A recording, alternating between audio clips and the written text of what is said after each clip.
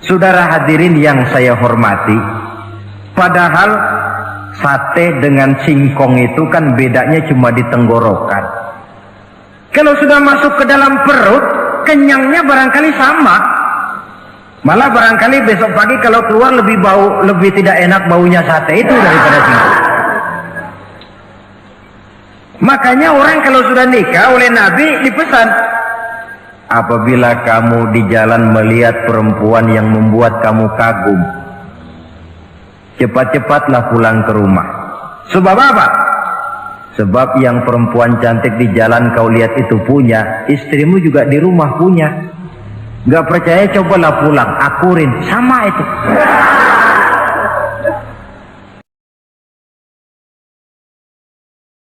Kadang-kadang yang namanya perempuan dari rumah itu berangkat ngaji katanya. Sampai di pengajian apa? Suaminya diakur-akurin. Bayu bagaimana suami? Wah, suami saya payah.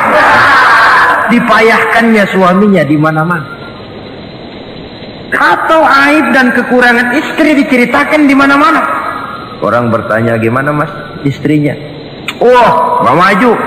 Loh, kenapa istrimu kan cantik? Iya, soal cantik sih iya, tapi tidurnya kok ngiler ini. Alhamdulillah, wassalatu wassalamu ala sayyidina Rasulillah, sayyidina wa maulana Muhammad ibn Abdullah, wa ala alihi wa sahbihi wa man tabi'ahu wa wala, la hawla wa la quwwata illa billah. Subhanaka la ilma lana illa ma 'allamtana innaka antal alimul hakim wa la haula wa la quwwata illa billahil aliyyil azim. Saudara-saudara hadirin yang berbahagia, salah satu nikmat yang diberikan Allah kepada kita di dalam kehidupan ini ialah bahwa Allah Subhanahu wa ta'ala telah menciptakan segala sesuatu serba berpasang-pasangan. Dalam surah Yasin ayat 36 dijelaskan, Subhanallazi khalaqal azwaja kullaha mimma tumbitul ard wa min anfusihim wa mimma la ya'lamun. Maha suci Allah yang telah menciptakan segala sesuatu itu serba berpasang-pasangan, dari apa yang tumbuh di permukaan bumi, apa yang ada di dalam diri mereka sendiri, dan apa-apa yang mereka tidak mengetahuinya. Demikianlah kita lihat siang berhadapan dengan malam, benar berhadapan dengan salah, dan laki-laki berhadapan dengan perempuan. Setelah Allah menciptakan segala sesuatu itu serba berpasang-pasangan, maka Allah menetapkan aturan permainan yang mengatur seluruh kehidupan makhluk yang serba berpasang-pasangan itu. Kita tentu maklum, apapun saja yang kita lakukan dan kita perbuat tanpa ada aturan akan berakhir dengan kekacauan. Cobalah kita bikin satu sekolah, buka satu sekolah, tidak usah pakai aturan, tentu kacau. Bikin organisasi tanpa memakai aturan, tentu kacau. Demikian daripada kehidupan ini, kalau tanpa ada aturan, tentu kekacauan yang akan timbul. Allah pencipta manusia. Allah tahu benar kemampuan maksimal manusia. Oleh sebab itu, aturan permainan yang diturunkan Allah tentu sesuai benar untuk manusia. Satu contoh kecil, pabrik mobil di Jerman bikin mobil namanya Mercy. Seiring dengan itu, dia keluarkan buku petunjuknya. Mobil ini namanya Mercy, kecepatan maksimal sekian ratus kilometer per jam, daya angkut maksimal sekian ratus kilogram. Kalau rusak memperbaikinya begini, onderdilnya pun ini. Karena pabriknya yang membuat mobil, lalu pabriknya pula yang mengeluarkan buku petunjuk, sudah tentu buku petunjuk itu sesuai benar dengan mobilnya. Dan tidak bisa kita punya mobil Mercy rusak lalu kita perbaiki dengan menggunakan buku petunjuk yang dikeluarkan oleh pabrik mobil Toyota misalnya. Jelas mobil bukan tambah baik, malah makin hancur, tidak karu-karuan.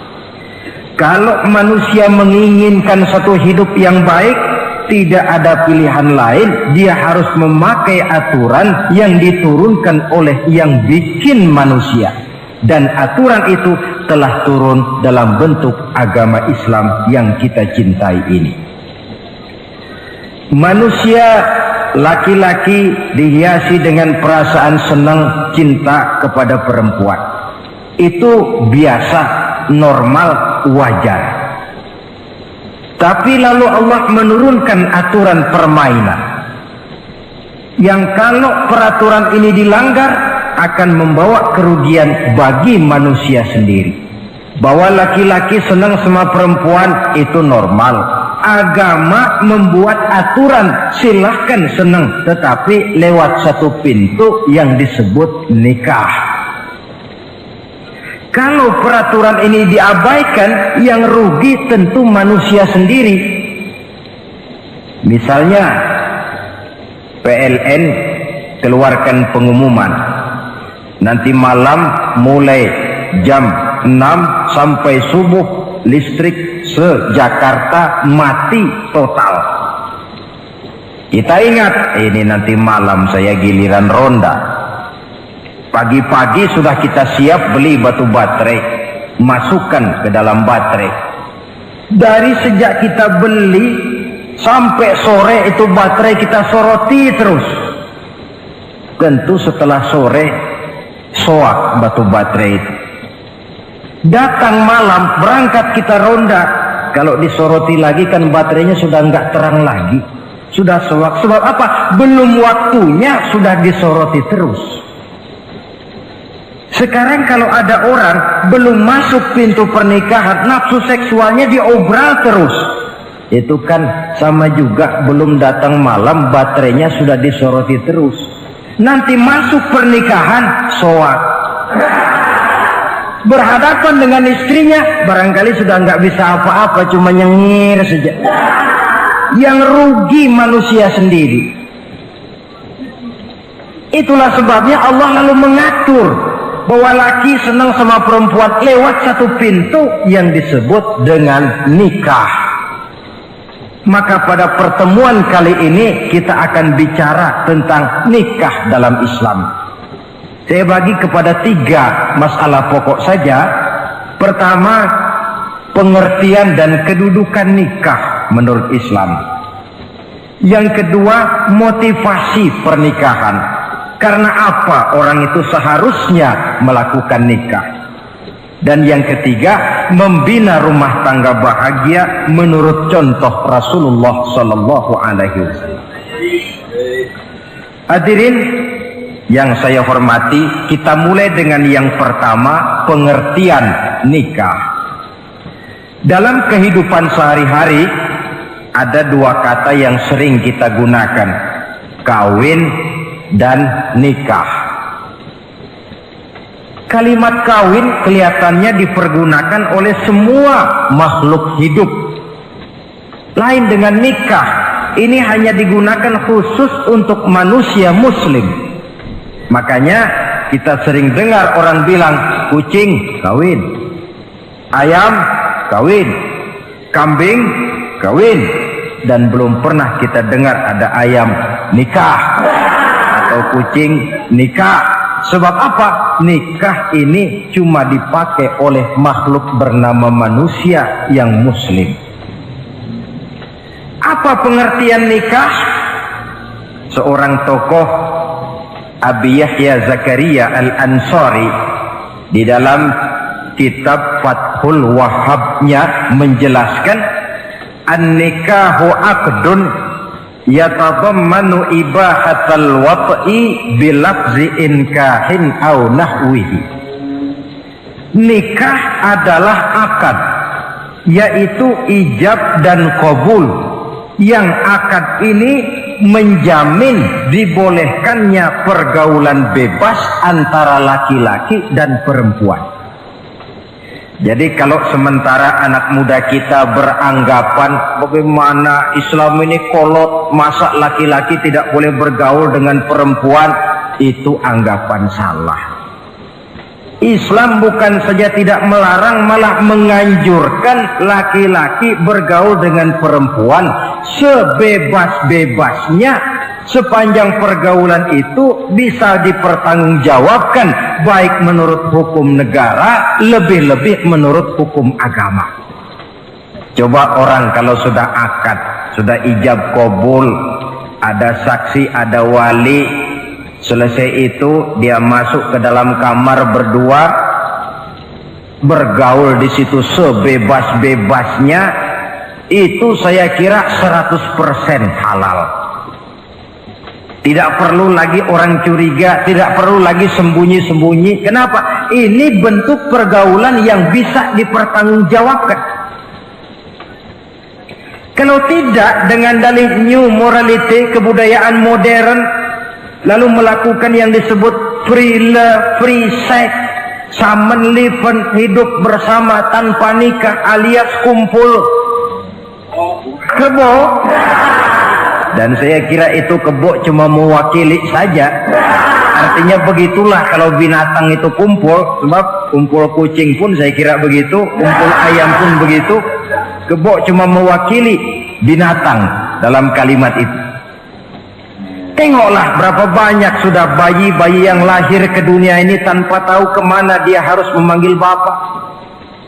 Berapa banyak gadis-gadis bergelimpangan jadi korban dari orang-orang yang tidak bertanggung jawab. Itu semua merupakan ironi.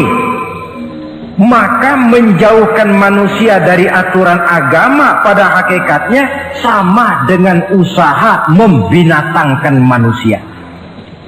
Bahkan kalau manusia sudah jauh dari aturan agama, sanggup berbuat lebih buas daripada binatang. Kita tahu yang namanya bajing itu makanannya cuma kelapa, tapi bajingan itu bukan cuma kelapa, kabel telepon doyan kok bajingan itu. Jauh lebih buas daripada yang namanya binatang. Maka agama ini mengatur agar manusia sebagai makhluk yang mulia hidup secara mulia. Jangan manusia kita ini, binatang saja. Kalau saudara ada yang punya kucing di rumah, saudara taruh di depannya, saudara sendiri yang langsung kasih ikan di piring, kasih kucing. Aduh, dia akan makan dengan tenang, nikmat, lahap, tidak nengok kiri, tengok kanan. Kenapa? Dia yakin betul yang dia makan itu sudah resmi, sah. Sebab apa? Tuan rumah yang kasih.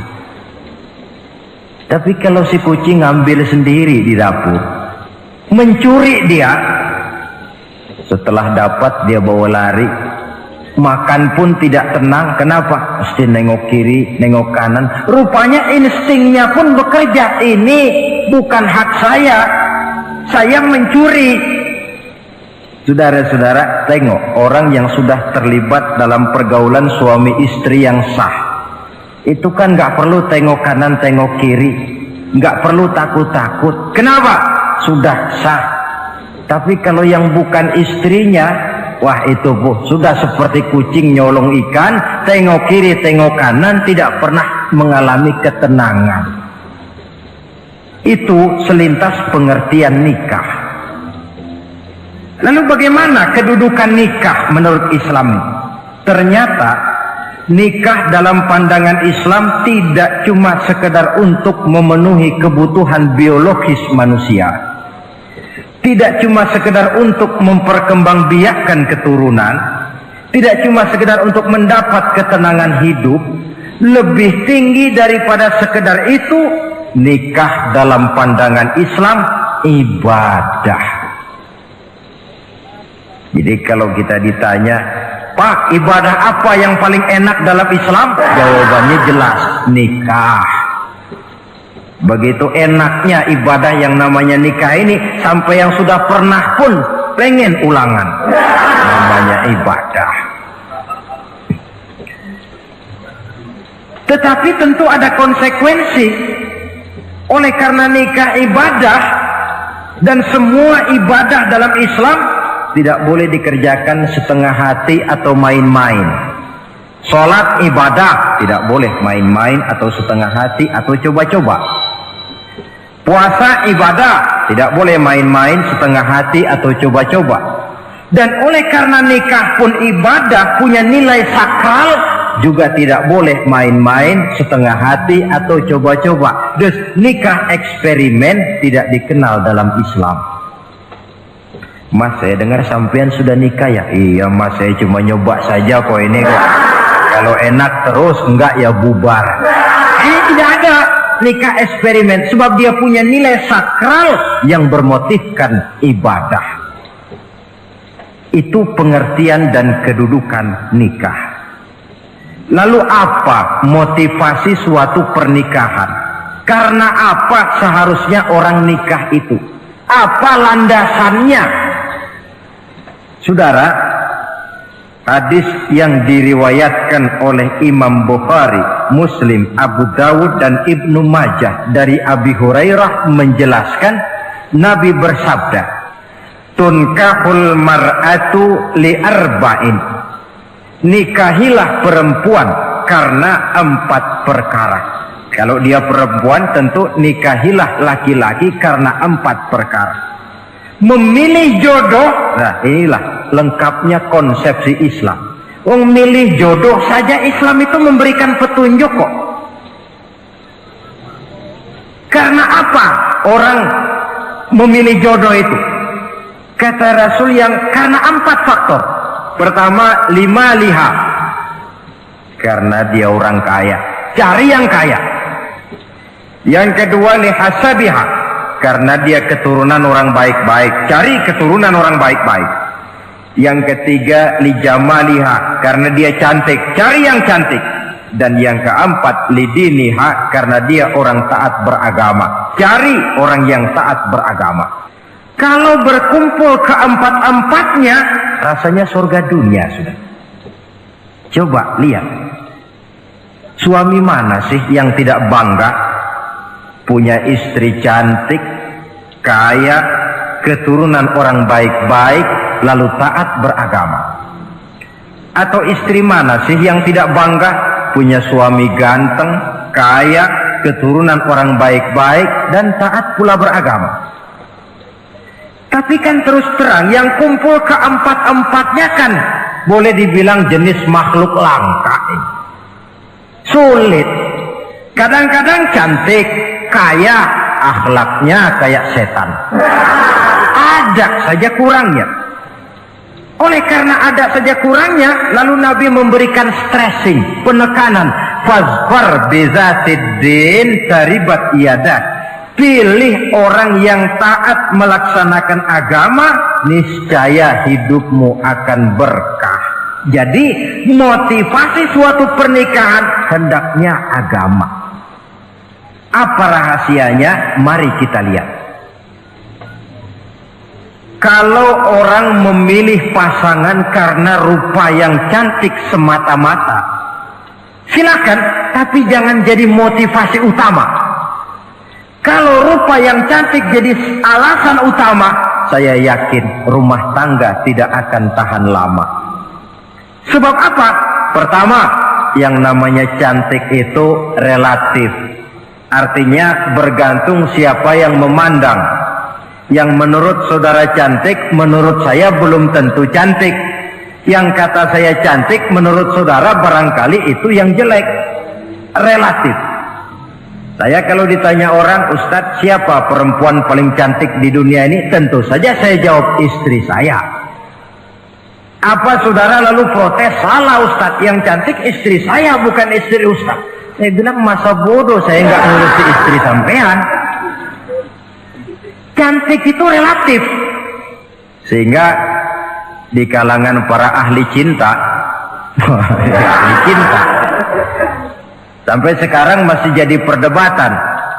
Sebenarnya cantik yang bikin orang jatuh cinta, apa cinta yang membuat orang jadi kelihatan cantik? Dua-duanya bisa terjadi. Mungkin karena cantik orang jatuh cinta, dan bisa juga karena sudah kadung cinta orang kelihatannya jadi cantik. Tapi yang jelas cantik relatif. Yang relatif tidak bisa dijadikan sandaran utama. Yang kedua, yang namanya cantik itu temporer. Artinya berubah oleh pergeseran masa dan pertukaran waktu. Sekarang dia cantik, of course.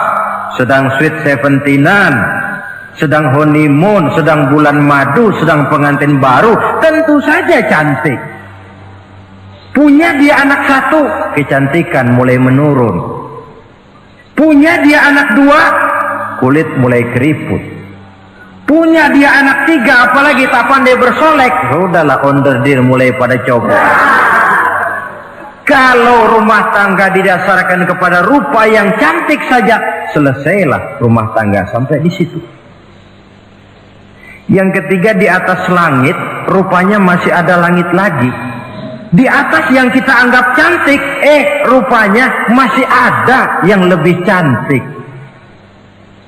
Kalau cantik yang kita kejar, kita akan jadi petualang yang pindah dari perempuan satu ke perempuan yang lain. Cinta bajak laut namanya.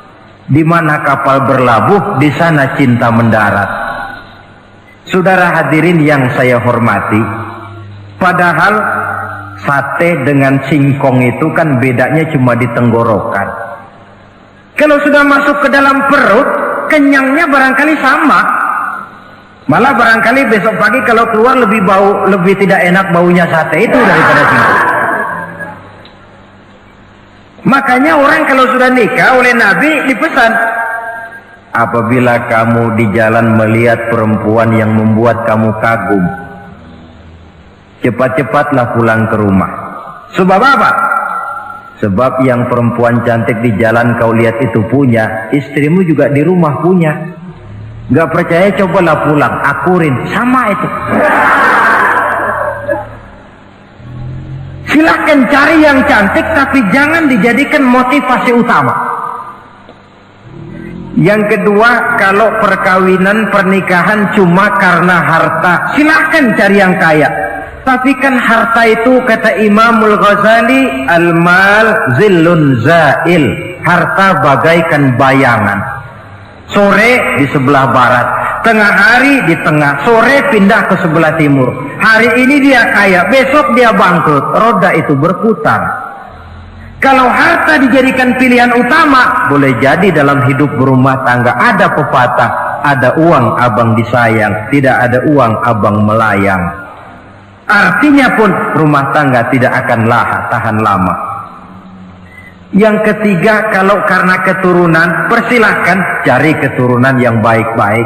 Namun toh pada akhirnya orang diajarkan bahwa kita ini mau besar atau tidak, bukan dengan jalan menyempeng kepada kebesaran orang lain, tetapi ditentukan oleh kepribadian kita sendiri.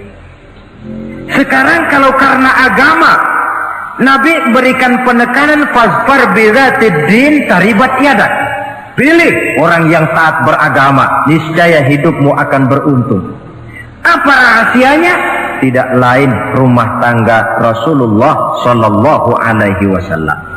Yang ini artinya kita sudah masuk kepada bagian ketiga, bagaimana membina rumah tangga bahagia menurut contoh baginda Nabi.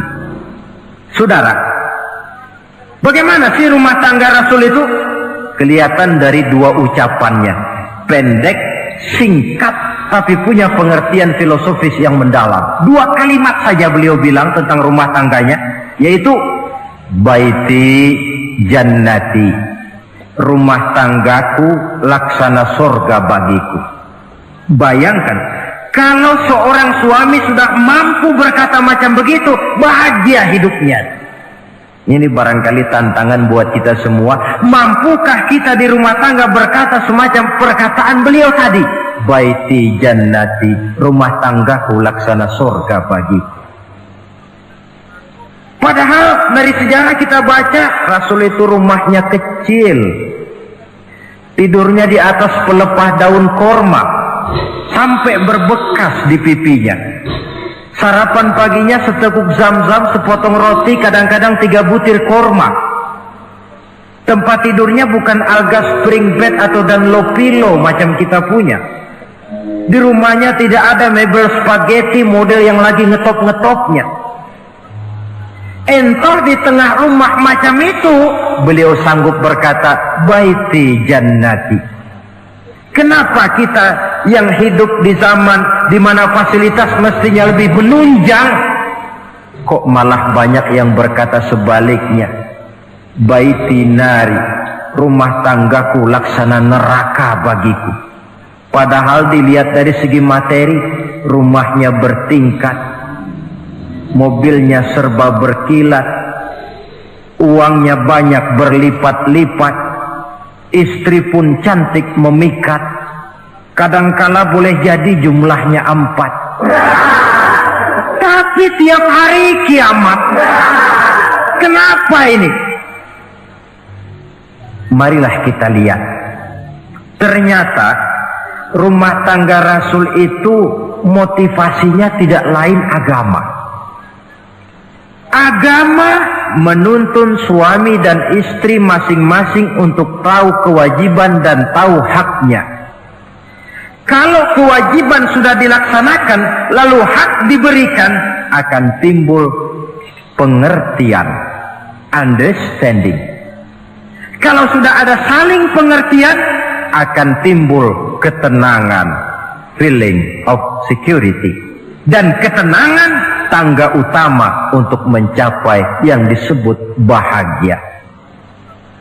Itu sebabnya hakikatnya membicarakan rumah tangga yang berdasarkan agama tidak lain adalah bagaimana seharusnya seorang suami melaksanakan kewajibannya dan seorang istri melaksanakan tugasnya. Artinya kewajiban suami itu apa? Kewajiban istri itu apa? Kewajiban istri hak suami, kewajiban suami hak untuk istrinya menurut tuntunan dan tuntutan agama. Saudara hadirin, menurut hadis riwayat Abu Dawud dari Muawiyah bin Haidah, satu hari Rasul ditanya, ya Rasul, apa sih hak istri-istri kami ini? Artinya kewajiban kami sebagai suami ini apa? Rasul menjawab, pertama, antat'amaha iza ta'imta.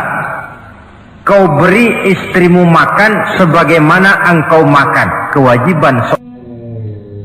Tetapi seorang istri pun, kalau sudah diberikan nafkah oleh suaminya untuk mengatur makanan, dia harus pandai mengaturnya dengan sebaik-baiknya.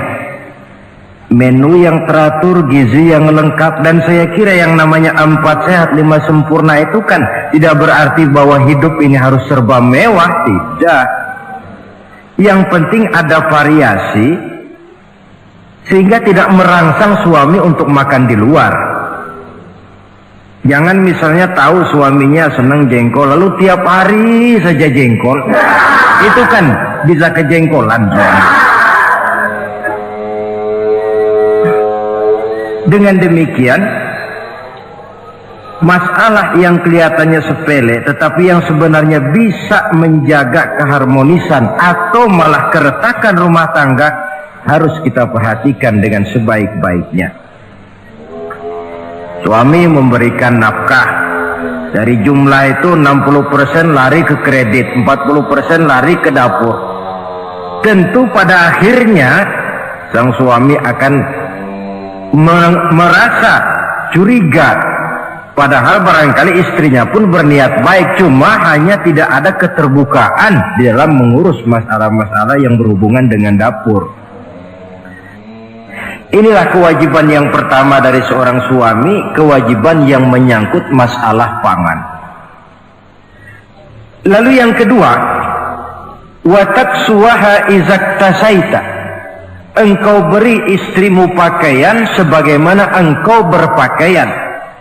Suami yang adil, pakaian yang dia pakai sama harganya dengan yang dibelikan untuk istrinya, kecuali tentu kalau istrinya ridho. Zalim seorang suami, jikalau untuk dia misalnya dia beli pakaian yang mahal-mahal, jasnya dia pakai Switzerland wool, sarungnya Samarinda, kalau dia pakai sepatu belilah sepatunya, sementara istrinya cuma pakai kain belacu saja. Kenapa mesti begitu? Sebab saudara hadirin, istri kita sebenarnya adalah bagian daripada hidup kita. Baik dia dilihat orang, baik juga kita disebut orang. Jelek dia dipandang orang, tentu jelek juga nama kita disebut orang. Apalagi hidup bermasyarakat, kadang-kadang mulut usil itu kan sudah banyak macam ragamnya. Itu siapa sih perempuan yang jalan? Kenapa? Itu pakaian yang tidak dipakai sih tidak mahal, cuma pakaiannya serasi, pantas, enak dilihat.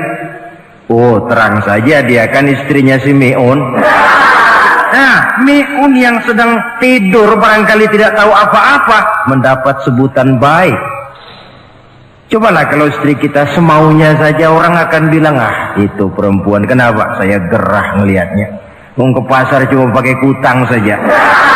Tentu suami pun akan mendapat sebutan yang tidak baik. Cuma sang istri kalau sudah dibelikan pakaian oleh suami, termasuk alat-alat kecantikan di dalamnya, pakaian itu tentu dipakai, niat pertama adalah untuk menyenangkan hati suami. Seorang istri yang memakai bedak untuk menyenangkan suami, misalnya tiap polesan bedak ada pahalanya. Dia pakai lipstik untuk menyenangkan hati suaminya, tiap goresan lipstik ada pahalanya, bernilai ibadah. Ini kewajiban yang kedua. Yang ketiga, wala tadribil wajha. Kalau marah jangan memukul muka. Maksudnya apa ini? Kewajiban memberikan perlindungan, sehingga si istri merasa ada tempat dia mengadu, ada tempat dia melarikan persoalan, ada tempat dia bergantung. Kalau marah jangan memukul muka, dan memukul itu pun upaya terakhir. Kalau tidak bisa dengan kata yang lemah lembut, agak sedikit keras katanya. Kalau dengan kata yang keras tidak juga bisa pisah tempat tidur. Kalau memang tidak bisa juga dengan pukulan yang tujuannya bukan untuk menyakiti, tetapi untuk mendidik. Allah tadribal wajha. Kalau marah jangan memukul muka, dan memukul pun bukan jalan pertama, tapi upaya terakhir dengan tujuan bukan untuk menyakiti, tapi untuk mendidik sang istri. Kewajiban untuk memberikan perlindungan. Yang keempat, wala tuqabbih. Jangan memburuk-burukan istrinya. Kewajiban menjaga nama baik. Sebab apa? Dalam satu bahasa yang indah, Al-Quran menjelaskan bahwa suami istri itu laksana pakaian. Hunna libasul lakum wa antum libasun lahunna. Istri pakaian untuk suami, suami pakaian untuk istri. Lihatlah alangkah indah gaya bahasa Al-Quran ini. Diibaratkannya suami istri seperti pakaian. Apa fungsi pakaian? Pertama, pakaian itu kan jadi kebanggaan. Saya bangga memakai baju seperti ini, saudara bangga memakai baju yang saudara pakai. Artinya seorang suami harus berusaha menjadi suami kebanggaan istri, dan seorang istri pun harus berusaha menjadi istri yang dibanggakan oleh suaminya. Jangan yang malah kemudian disesali. Itu kan kalau sudah marah orang kadang-kadang ucapannya nggak terkontrol. Istri marah sama suami, bang, nyesel gue punya hati sama dia. Sudah hilang lagi kebanggaan. Kalau kebanggaan hilang, wibawa pun hilang. Kalau wibawa sudah hilang, maka rumah tangga sudah sulit untuk dipertahankan. Yang kedua, yang namanya pakaian itu kan menutup aurat. Itu tujuan pakaian yang terpenting. Artinya di sini, kalau seorang istri mempunyai kekurangan, suamilah yang menutupi. Kalau seorang suami mempunyai kekurangan, istri juga harus berusaha menutupi. Jangan kekurangan suami diceritakan di pasar umum atau kekurangan istri dibuka di mana-mana. Itu namanya suami istri tidak berfungsi sebagai pakaian, malah justru saling membuka aurat masing-masing. Iyalah kadang-kadang penyakit ini. Kadang-kadang yang namanya perempuan dari rumah itu berangkat ngaji katanya. Sampai di pengajian apa? Suaminya diakur-akurin. Bayu bagaimana suami? Wah, suami saya payah. Dipayahkannya suaminya di mana-mana. Atau aib dan kekurangan istri diceritakan di mana-mana. Orang bertanya, gimana mas istrinya? Oh, nggak maju. Loh, kenapa istrimu kan cantik? Iya, soal cantik sih iya, tapi tidurnya kok ngiler ini. Ini kan nggak perlu yang macam begini ini. Tidak bisa menjaga apa yang disebut security informasi. Fungsi pakaian sebagai suami istri tidak berjalan di dalamnya. Saling menjaga kehormatan diri. Ini yang keempat. Yang kelima, wala tahjur illa fil bait. Jangan berpisah dari istri kecuali di rumah. Maksudnya begini, kalau satu hari seorang istri suami marah kepada istrinya, tidak usah istri itu disuruh pulang ke rumah orang tuanya, ke rumah mertua lalu diusir. Tidak, cukup pisah tempat tidur saja. Ini maknanya wala tahjur illa fil baiti. Umpamanya, dek malam ini saya sedang tidak enak pikiran, kau tidur di kamar belakang lah, saya kamar depan. Cukup pisah tempat tidur saja, tidak perlu istri dipulangkan ke rumah orang tuanya. Nanti umpamanya tengah malam turun hujan, udara dingin, pikiran berubah, berasa perlu, kan tinggal manggil. Tidak jauh secara psikologis ajaran semacam ini bisa kita terima. Saudara hadirin yang saya hormati, ini pada prinsipnya kewajiban seorang suami. Kewajiban yang menyangkut masalah pangan, sandang, perlindungan, memelihara kehormatan, dan menjaga ketenangan di rumah tangga dengan menyelesaikan persoalan di rumah tangga itu secara intern. Jangan belum apa-apa sudah mertua diundang, orang tua dibon. Persoalan belum tentu selesai, tapi masalah sudah meluas. Cobalah kita selesaikan intern dulu. Kalau kemudian ternyata dianggap perlu mengundang orang tua, mertua, keluarga, baru kita upayakan ke arah itu. Ini kewajiban suami dan ini merupakan hak istri. Lalu bagaimana kewajiban istri sekarang ini? Istri kewajibannya merupakan hak untuk suami. Saudara, dari hadis yang diriwayatkan Imam Ibnu Majah dari Ali bin Yazid dari Abi Umamah, Nabi bersabda, "Mastafadal mu'minu ba'da taqwallahi azza wa jalla khairan lahu min zaujatin salihah." Bagi seorang mukmin, sesudah dia mempunyai sifat takwa kepada Allah, tidak ada yang lebih membawa manfaat selain daripada istri yang solehah. Istri solehah itu yang bagaimana? Yang hidup mampu melaksanakan kewajibannya. Apa kewajibannya? Kata Nabi, pertama, in amaroha atau athu. Kalau diperintah, dia taat.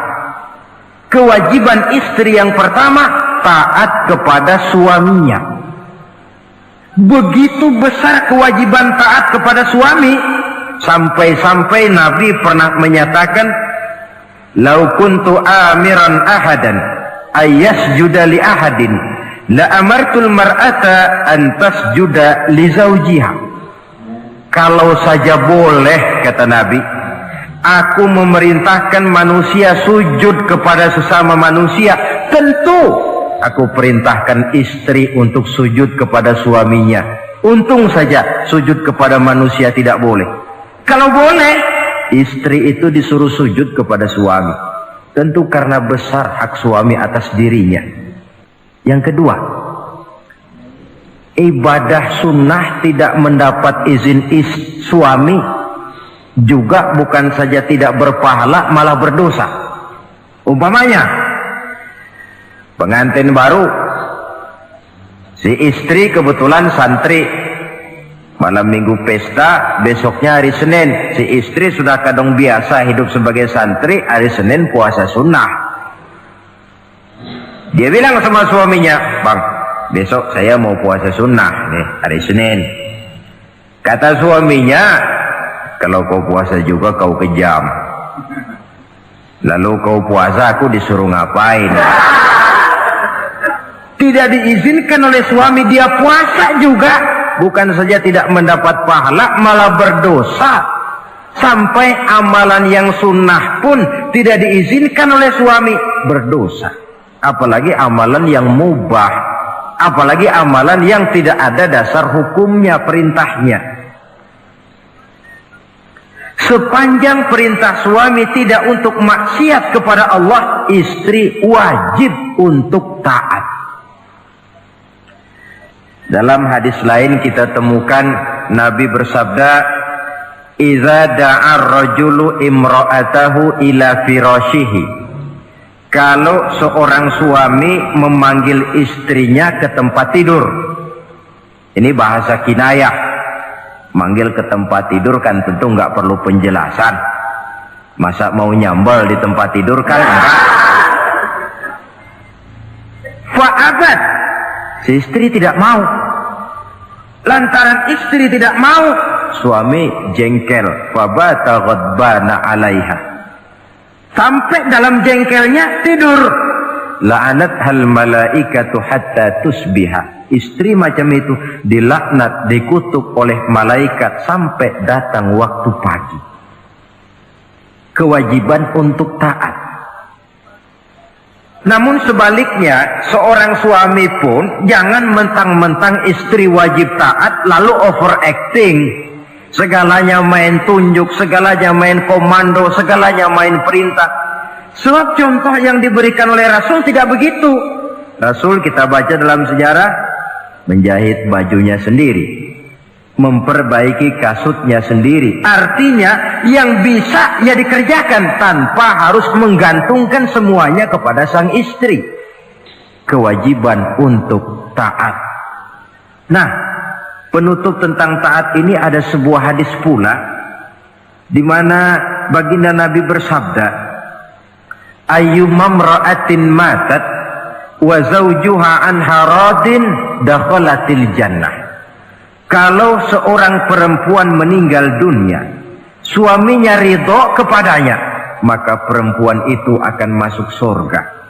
Artinya, kalau seorang istri meninggal, ya dia tukang ngaji, ya tukang sholat, ya suka puasa, ya gemar sodakoh, tapi meninggal suaminya tidak ridho, pintu surga belum dibukakan sampai suaminya ridho kepadanya. Ini menggambarkan tentang besarnya kewajiban taat seorang istri kepada suaminya. Ini kewajiban pertama. Lalu kewajiban yang kedua, kata Nabi, wa in nazara ilaiha sarrathu.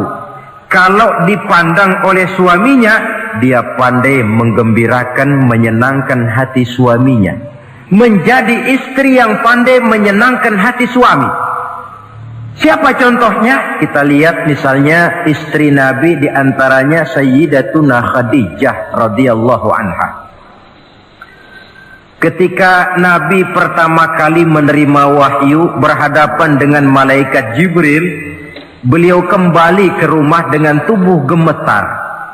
Setibanya di rumah beliau berkata, "Zammiluni ya Khadijah." Khadijah, selimuti saya. Kenapa bang? Barusan datang malaikat Jibril, dia katakan begini-begini, saya khawatir Khadijah. Khadijah tahu suaminya sedang gelisah. Sebagai istri yang bijak beliau tampil, apa katanya? Kalla ma yukhzikallahu abada. Tidak apa-apa bang, jangan khawatir, Allah tidak akan menyusahkan abang buat selamanya. Ini istri yang pandai menyenangkan hati suami. Suami pulang dagang dari pasar, rugi. Istri tampil, itulah bang romantikanya dagang. Masa selamanya saja untung sekali-sekali lah rugi. Si suami kan tidak terlalu pusing kepalanya. Jangan sudah di pasar rugi, sampai rumah istri pidato, peletar-peletor macam petasan. Dasar suami goblok, dagang saja rugi. Sudahlah di pasar rugi, sampai ke rumah digoblok-goblokin. Itu nanti suami kan bisa kena penyakit yang disebut broken home. Penyakit nggak betah di rumah. Seorang istri kalau suami sudah kena penyakit tidak betah di rumah, itu mesti siap-siap mental untuk dimadu. Nah, jadi kalau tidak dimadu bagaimana? Berusaha bikin betah suami di rumah. Suami pulang kantor jam 2, setengah 2 dandan, kalau perlu setel habis. Kalau perlu kelihatan suami akan datang, bukakan pintu, sambut dengan senyum. Apalagi kalau senyumnya Pepsodent. Saya kira suami bagaimanapun lelahnya, peras keringat, banting tulang, pulang mencari nafkah, kalau kembali di rumah disambut dengan senyum, hilang capeknya. Tapi bayangkan, sudahlah di kantor capek, peras keringat, banting tulang, sampai pula di rumah yang nyambut cuka sama kukusan, udah asem, monyong. Suami mana yang kerasan tinggal di rumah? Menjadi istri yang pandai menggembirakan, menyenangkan hati suaminya. Bahkan diizinkan bohong untuk menyenangkan hati suami. Umpamanya, suami kebetulan habis obyeknya gol, karena ingin menyenangkan istri, mampir di pasar beli kain batik. Si suami tidak tahu bagaimana kain batik yang bagus, beli saja sembarangan. Sudah kainnya kasar, warnanya norak, harganya yang mestinya murah jadi mahal, di bawah pakaian itu pula. Istri lihat dan tahu kalau ini batik jelek, norak, kasar, harganya pun murah. Tapi dia ingin menyenangkan hati suaminya. Suaminya tanya, bagaimana dek kain batik ini? Waduh bang, bagus betul kain ini. Pinter bener abang milih warna ini. Emang yang kayak begini ini bang, coba lihat tetangga kita mana ada yang pakai kain kayak begini. Ya memang gak ada, jelek. Suami senang tentu. Lalu kain itu oleh istrinya, ngaji dipakai, keundangan dipakai, tidur dipakai, masak dipakai, nyuci pun dipakai. Suami makin bangga, wah kain yang saya beliin dipakai terus ini. Lain pula istrinya, dalam hati dia berpikir, biarin deh gue pakai terus biar cepet hancur, nggak ada urusan.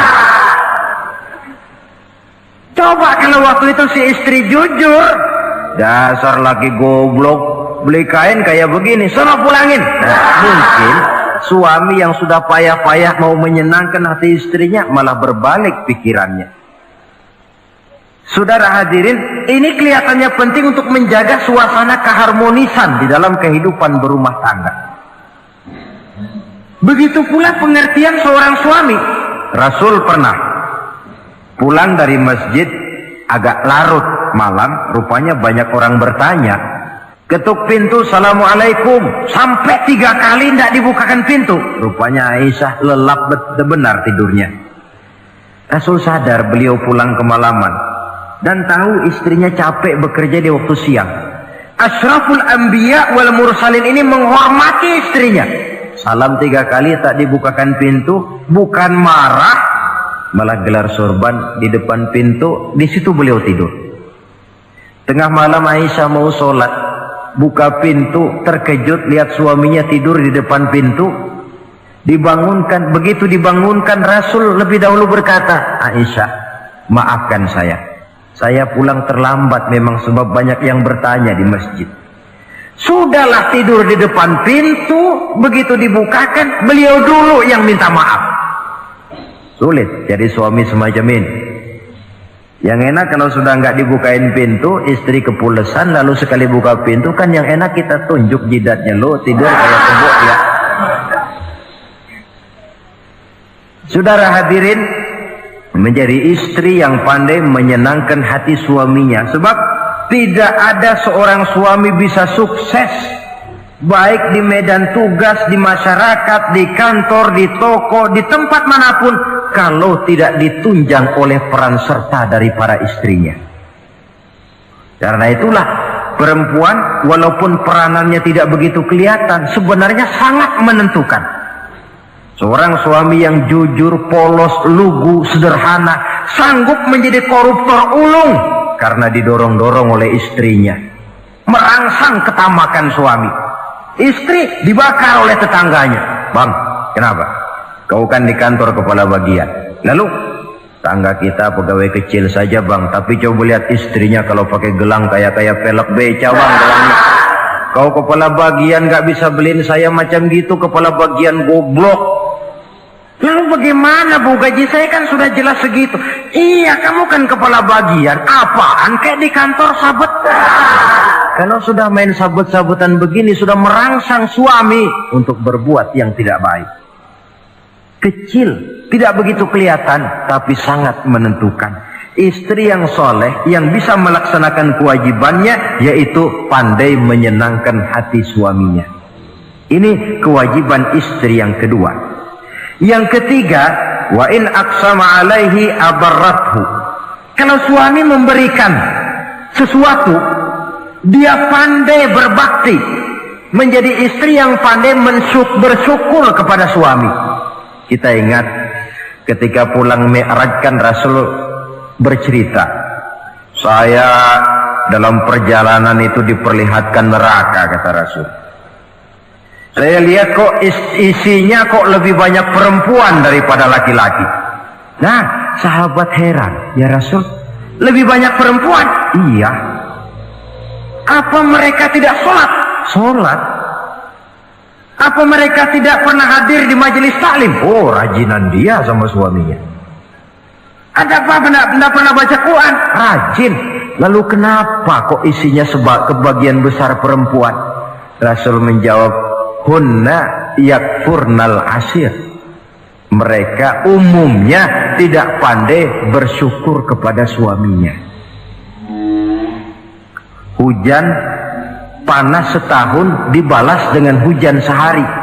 Kalau suaminya sedikit salah, sudah kehilangan pertimbangan, tertutup seluruh kebaikannya, yang kelihatan cuma salahnya saja.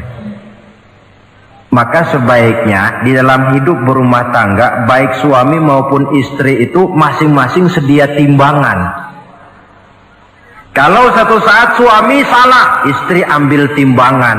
Timbang, suami saya salahnya ini, jasanya ini. Bertahun-tahun dia hidup mencari nafkah buat saya, membelikan pakaian untuk saya, mencarikan makan untuk saya. Salahnya ini. Timbang, mana lebih banyak salahnya atau benarnya? Dengan demikian kita akan bisa menghasilkan keputusan objektif. Giliran istri yang salah, suami yang ambil timbangan, ukur mana lebih banyak baiknya atau salahnya. Kalau tiap kita masing-masing punya timbangan, insya Allah nilai-nilai objektif dari suatu pertimbangan akan bisa kita temukan dalam mengambil keputusan. Istri yang pandai berbakti membalas budi daripada suaminya. Kewajiban yang keempat dari seorang istri, wa in ghaba anhu nasahathu fi nafsiha wa malihi. Kalau suami tidak ada di rumah, dia pandai menjaga kehormatan dirinya dan pandai menjaga harta suaminya. Tidak mencari kesempatan dalam kesempitan. Suami lembur, istri ngompreng.